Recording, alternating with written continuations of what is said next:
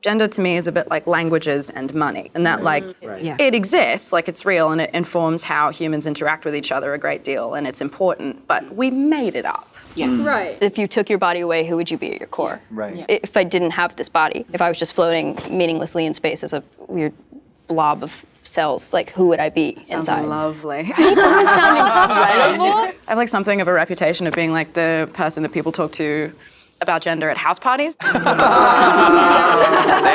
So whenever that happens, like if I'm talking to a cis man, I'm like, if you shut your eyes and try to describe to me what it means to be a man, what would you say to me? What does your gender mean to you? How would you articulate that? People think of gender as a finite and an objective thing, that it starts here and it ends here, that you go from one place to another, and it's not that. It, for me, just keeps going. It's a continuing line. It's just walking straight in the woods and not really knowing where I'm going. I think a lot of people kind of balk at that a little bit because they fear that it invalidates their experience of gender, whether we're talking about someone who's trans, someone who's cis, but someone who is like, but does that mean that my experience of gender isn't real? And I'm like, no, not at all, not at all. Doesn't mean that at all. People see non-binary folks oftentimes from a binary lens.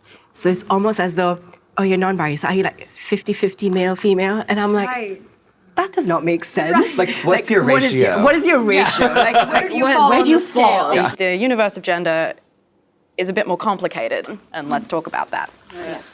I remember when I was in high school and I first started kind of understanding that my gender was a little more complicated than I knew how to give it credit for. I made up my own language. Did you really?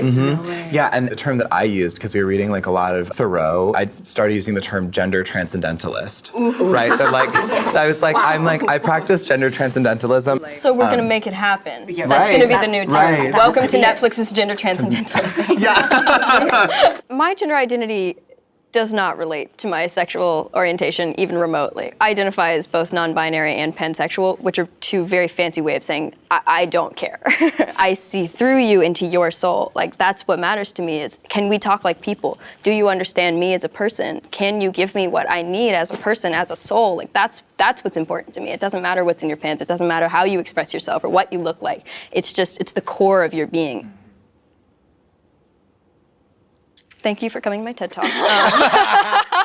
The word and the place that I am most at home is in calling myself a lesbian, and that took a long time. I don't identify as a woman, but I'm assigned female at birth. I am looked at as a woman, I am spoken to as a woman, I am treated as a woman, and I'm attracted to women, so it's like, what am I supposed to call myself? What should I do here?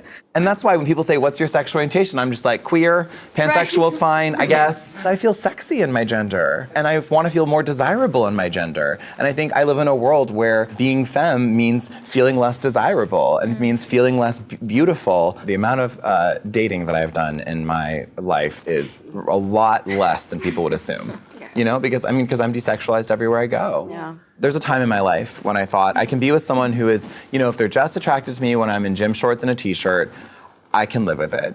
And now I'm in a place where I'm like, no, you don't get that pass anymore. I need you to see me in a dress and understand me as beautiful. Just finding someone who'd be willing to look past the exterior and see you for yourself. Oh, but also love the exterior. Of course. I mean, it comes with a package. It's the whole package.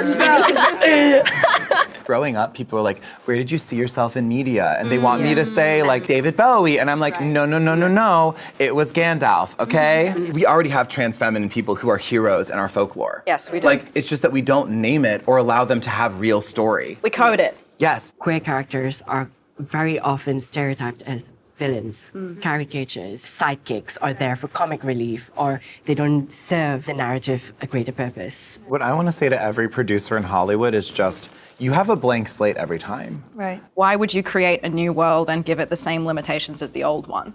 Right. Like, why would you do that? Like, why would you write a fantasy, but like, homophobia still exists in like your made-up universe? Exactly. Why? I got cast in Sabrina, and they put in the end of the email, if you want to share your story, your journey, we'd love to hear it. I said, yeah, fuck yeah, here you go.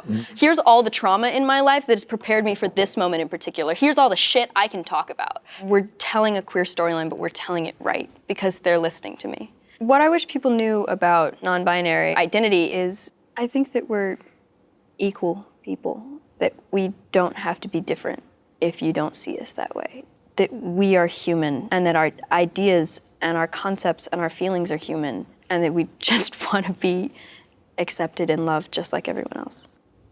That's wonderful. Thank you. Thank you.